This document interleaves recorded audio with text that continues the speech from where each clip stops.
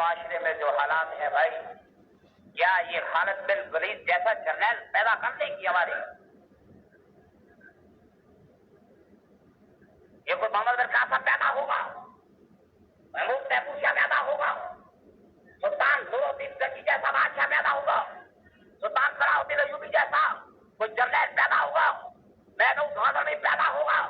جس نے سومناتھ کے منظر پر 7 حملے کر کے ہندوؤں کے بتوں کو ستیہ ناش کر دیا تھا۔ انہوں نے کہا تھا